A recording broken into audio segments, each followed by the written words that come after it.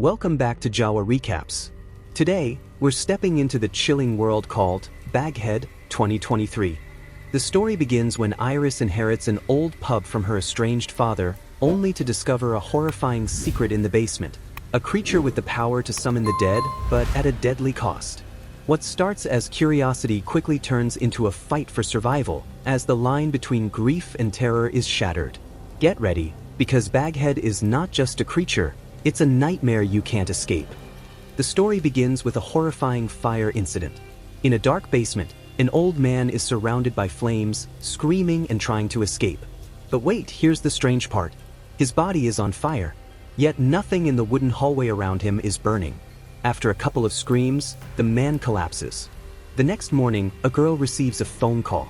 She is informed that the man who burned last night was none other than her own father. The girl's name is Iris Lark. Though she isn't very old, she quickly realizes that the father who had abandoned her in childhood is now gone. Hearing the news of her father's death, she reaches her old home. Even after seeing her father's burnt body, she neither feels shocked nor sad because she never really had a close relationship with him.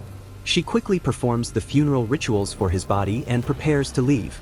But just then, a man stops her. He introduces himself as a lawyer and informs her that her father has left a property for her. The lawyer takes her to an old bar. This bar is quite ancient but still operational. As soon as she enters the bar, she notices a burn mark, and the lawyer tells her that her father died right there. The bar's hallway was creepy and terrifying, but for Iris, this was a stroke of luck. She goes up to the first floor and decides to spend the night on a sofa. But as soon as she falls asleep, she starts hearing strange noises from downstairs. These noises sound like an electric drill. Following the sound, she goes downstairs. But when she tries to open the basement door, she realizes that the door is locked. Suddenly, a man appears. The man introduces himself as Neil. He has an envelope with him in which she signs papers for 20 lakh rupees. Now she becomes the new owner of the bar, but she didn't know that signing those papers meant agreeing to a dangerous deal. The lawyer gives her the bar keys and an old cassette. Iris returns to the bar and prepares to play the cassette. Just then, her friend Katie arrives. Iris was scared, so she had called her friend. Katie was shocked to see the bar and was about to talk to Iris when Neil also arrived at the bar. Iris remembers the events of the previous night. Together with Katie and Neil, she opens the basement door, but when they turn on the lights, they see that the basement is completely empty. There were only 2 chairs and some old things. Neil's claimed wife was nowhere to be seen. Iris finds all this strange. Suddenly, she notices a big hole in the wall. She thought Neil's wife might be inside that hole. She shouted loudly. The next moment, there was some movement inside the hole, but what came out of the hole shocked all 3 of them. A man with a strange hood over his head slowly came out of the hole. His movement was slow and weird. He started moving directly towards Iris. Out of fear, Iris screamed at him to stop. The shocking thing was that he actually stopped. Iris was stunned to see that the man was obeying her. She told him to sit down, and without saying a word, he sat down. Just then, Neil looked towards the basement. It felt like he had been here before. He took a ring out of his pocket and made a wish. The man then put the ring in his mouth and a terrifying scene began. Suddenly, the man's fingers transformed into the delicate hands of a woman. Neil slowly lifted the baghead, but underneath it wasn't his wife. It was his mother. Actually, that ring was given by Neil's mother to his wife, but Neil had mistakenly taken the wrong one. Neil asked Iris if all this could be undone. But before anyone could do anything, his mother, who was sitting on the chair, vanished. Seeing Neil sitting on the floor, Iris and Katie were completely shocked. Just then, Iris noticed the baghead lying nearby. She quickly put it back on the man's head. The moment he wore it, the man returned to normal. Iris told him to leave, and the man quietly walked into the hall, but before leaving, he turned back and looked at Iris as if he wanted to say something. Neil was still insisting on meeting his wife, but Iris was so scared by the ghostly scene that she flatly refused. As Neil was leaving, he gave Iris a check and asked for some time to think. After Neil left, Iris remembered her father's cassette. She quickly turned on the TV and played the cassette. In the cassette, her father explained everything. That strange man was actually a magician who could summon the souls of the dead, but each summoning was limited to only 2 minutes. The cassette also revealed that the moment Iris signed the property papers, she became permanently connected to that magician, and in return, the magician would hunt her, too. Hearing this, Katie told Iris that she should immediately leave this place. Suddenly, an adventurous idea came to Iris's mind. She thought, why not make a huge profit from the bar and then sell it? Frightened, Katie quickly shut the basement door, but as soon as she turned around, a photo frame hanging on the wall suddenly fell. It was a picture of Iris's uncle, and seeing it made Katie feel something strange. She searched the bar on the internet and found that the bar had started in 1962. At that time, the bar had two owners. One was named Otto Vogler, and the other was a lawyer. For some reason, Otto had committed suicide and mysteriously disappeared. Katie also discovered that the lawyer she had seen earlier was the same one from back then. After that, the bar changed hands several times, but every owner died under unusual circumstances. Eventually, Iris's father bought it, but his fate also ended tragically. Katie was about to tell Iris all of this when Iris returned to the bar with Neil. Iris had convinced Neil to summon his wife once again, but this time she charged him a much higher price. Desperate to see his wife, Neil immediately agreed to the offer. This time, the summoning was completely successful and the demon turned into Neil's wife. The moment he saw his wife, Neil started questioning her. Had she left him for someone else? Was she killed by some mistress? But the wife coldly replied that she simply hated him. Hearing this answer, Neil was completely stunned.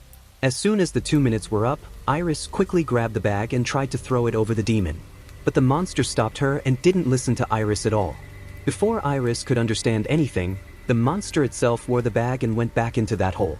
This time, while leaving, the monster turned around and looked at Iris with a strange expression. Iris started feeling that something was wrong. She sat at the bar counter, thinking whether she should sell this bar or not. Suddenly, she saw the shadow of her father on the glass of the counter. Iris was suddenly pulled into a strange place where she saw her father summoning her dead mother.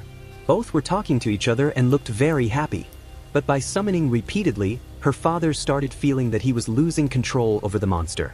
To avoid this, he decided to kill the monster and poured petrol in a small room. But right then, the monster took the form of her mother. Believing the monster's words, Iris's father burned himself alive. He warned Iris to leave this place immediately. Iris tried to say something, but she saw her father's face turning strange. Suddenly, Iris felt her necklace tightening around her neck. She desperately tried to find scissors, but started suffocating and became helpless. Katie arrived on time and cut the chain with the scissors. Katie told Iris that she should leave the bar, but instead of selling it, Iris decided to make a profit from it. This led to an argument between the two, and Katie left angrily. Katie was sitting in her car near the bar when she suddenly remembered the lawyer's old house. To find out the truth, she reached the lawyer's old house, which had completely turned into ruins. There were strange symbols drawn on the walls. Meanwhile, Iris went alone to the basement and tried to summon her father. Iris called her father and asked if there was any way to control the monster. But her father told her that controlling the monster was impossible. Once the contract is signed, the monster and the person become part of the same existence. Iris's father told her never to call him again. Saying this, he disappeared. Sad and heartbroken, Iris drank heavily and eventually passed out from intoxication. At the same time, Katie returned to the bar and went down to the basement. There she noticed a watch lying on the ground. Suddenly, the monster reappeared in the form of a lawyer. Katie asked him if there was any way to break the curse. The lawyer explained that the curse would continue until either the owner of the curse dies or someone inherits the bar. This curse was connected to an incident that happened 400 years ago. Back then, a priest from a brotherhood found a woman who had the ability to summon spirits. The priest wanted to use her powers, but the woman refused. Enraged, the priest accused her of being a witch and had her burned alive. While dying, the woman sacrificed her life to place a curse. Everyone involved in that incident met a tragic end. To stop the woman, the priest performed a dark ritual and sealed her behind the basement walls. But hundreds of years later, the priest's descendants reopened the seal. They made a contract with the woman to use her powers. Every time her powers were used, she would devour a part of the contractor's soul. This process would continue until she consumed the person entirely. However, the contractor could keep surveillance over the woman. As the lawyer was explaining this, he suddenly transformed into the monster. Katie's screams woke Iris, who had been asleep upstairs. Iris rushed to the basement and heard Katie's voice from the other side of the wall. Iris quickly picked up the lantern. Iris went deep inside the hole, and at the deepest part of the hole, she found Katie. But just when she was about to bring her out, she saw Katie's dead body lying in the corner. Suddenly, the Katie standing behind her transformed into a monster. The monster revealed its true form and tried to attack Iris. Terrified, Iris ran out of the basement. As soon as she came out of the basement, she met Neil. Iris sealed the basement door with wooden planks. But due to repeatedly summoning the monster, Iris started feeling dizzy. Neil gave her some medicine. After taking the medicine, Iris fell into a deep sleep. When she woke up, it was already evening. She heard Neil's voice. When she went downstairs, she saw that Neil had opened the basement door. Actually, Neil had secretly stolen the land documents. He wanted to sign a new contract, but the contract had no effect. The monster took the form of Neil's wife and told him that the only way to complete the contract was by killing Iris. Iris overheard their conversation. Influenced by the monster, Neil ran to attack Iris. Iris and Neil fought from the basement all the way to the roof. While running, Iris accidentally fell off the roof. Neil thought Iris was dead. He went to the monster with the contract, but the monster noticed that Iris's name hadn't disappeared yet. Suddenly, the lights in the room started flickering, and Iris stood up again with deep wounds. In reality, Neil's actions failed to change the contract. Instead, he accidentally broke the witch's seal. The witch took Iris's form and brutally killed Neil. And that's our recap of the world called Baghead 2023. So tell me, if you had the chance to speak to a lost loved one, knowing it could unleash something terrifying, would you take the risk? Drop your answer in the comments below. I'd love to hear it. And don't forget to hit like, subscribe to Jawa Recaps, and share this video with your friends who love a good scare. Until next time, remember, some doors should never be opened.